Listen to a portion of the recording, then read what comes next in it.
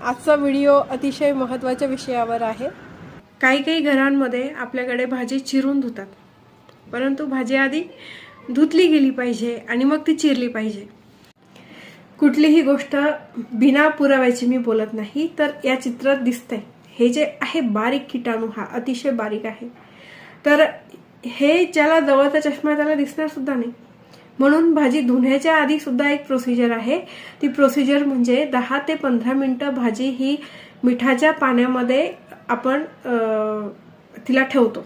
तर ते ठेवण्याचं कारण पण एकच आहे की ऑस्मॅटिक इफेक्ट आहे। त्या इफेक्टमुळे जे पानांमधले जे पण बारीक बारीक जे डोळ्यांना न दिसणारे मायक्रो ऑर्गॅनिझम्स आहेत की जे आपल्याला बॅक्टेरियल इन्फेक्शन कॉज करू शकतात, पॅरासायटिक इन्फेक्शन कॉज करू शकतात, त्यानंतर GIT मध्ये डिस्टर्बन्स क्रिएट करू शकतात।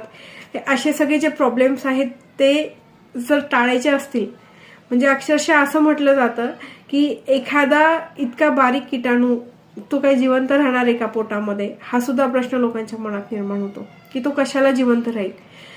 समजा तो जिवंत जरी नाही राहिला पण तो आतमध्ये गेला आणि त्याच्यामुळे जी केमिकल रिएक्शन झाली त्याच्यामुळे दुसरं काही उद्भवलं, मग काय करणार। जे आता नॉनव्हेज खातात ते म्हणतात आम्ही तर नॉनव्हेज खातो, पण नॉनव्हेज मध्ये किडा पडलेला असेल तर तुम्ही खाणार का? नाही खाणार ना। अगदी तसंच आहे हे, ज्या भाज्यांच्या पानांमध्ये हे अशा प्रकारचं व्हाईट दिसेल किंवा अशा प्रकारचे बारीक किडे जे डोळ्यांना दिसत नाही असतातच ते मोस्टली आजकाल, आणि केमिकल्स पण खूप मारलेले असतात।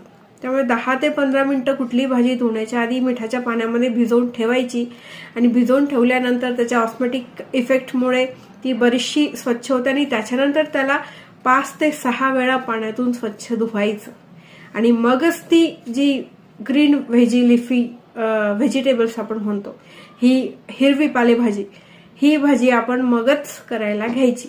आणि असं पण नाही ती जास्त वेळ उकळायची पण नसते। जास्त वेळ पाण्यात उकळू दिले तर त्याच्यातले जे न्यूट्रिएंट्स असतात त्याचा विनाश होतो। त्यामुळे भाजी धुणं आधी चांगलं महत्वाचं आहे, आणि त्यानंतर ती कमी आचेवरती मंद मंद ती शिजवायची असते। जास्त उकळू दिलं, खूप वाफ तयार झाली तर त्यात ते न्यूट्रिएंट सगळे निघून जातात।